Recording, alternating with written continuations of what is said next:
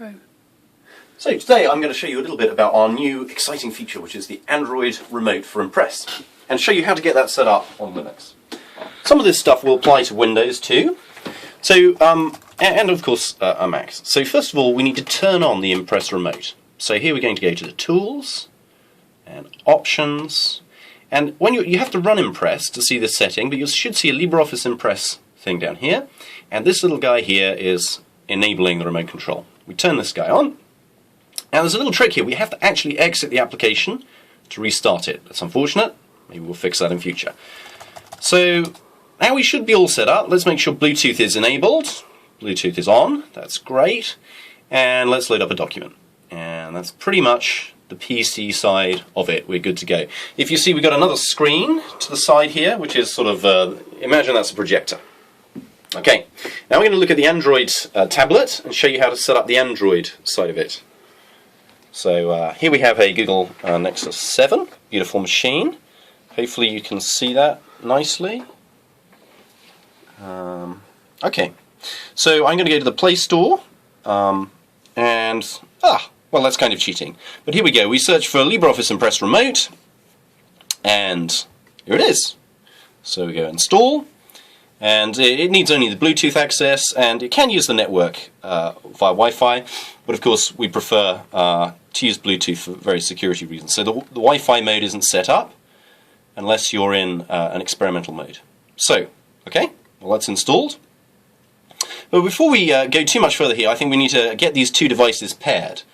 So to do that, we're going to come to Bluetooth here, and we're going to click the Nexus 7 at the top and make this device visible to the laptop over here. So coming to the laptop, we're going to right-click on the Bluetooth icon here and go Set up a new device. And this is, of course, the Linux flow. It'll differ for various different distributions, but there's our Nexus 7. We want to pair with that, so it goes away and it connects. And it wants to check here that the pin is right. Of course, the pin is right. That's fine. So we'll say that matches. So we've now successfully set up these two devices. They can actually see each other. This is really just stock Bluetooth. So now we're going to move to the Android device, and we're going to come and we're going to launch that application we just installed. We can find it. Here it is. Not to confuse it with our prototype version, but here we go. So that's the Impress remote, and it will look on Bluetooth, and it will find a computer, not very imaginatively named. Connect to that, and then of course we have the opportunity to start the presentation. So perhaps best, we click that. And here we are. Let's make that a bit bigger. And so here you can see,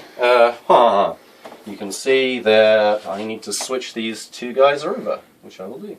Luckily we have a pretty exchange button there to do that. So now we're projecting something pretty. We can see over here on the laptop we have our speaker notes from the presenter view. Or we can have a speaker notes. We have the next slide. And you can see as I start to move over here, the presentation, of course, follows where we're going. So that's pretty nice. And were we to have speaker notes, and I tend not to actually use them, then we could have those below here and you would see them nicely. So that's one way you can switch slides. There's another way, which is to use this tiled view. And so you can pick a slide from this set that looks interesting. Let's try this guy up here that has some view of tinderboxes on it. And then we get that, of course, or maybe another slide that looks interesting. We want to jump back, we can scroll through these and pick, say, a new feature, Libre logo, something really cool.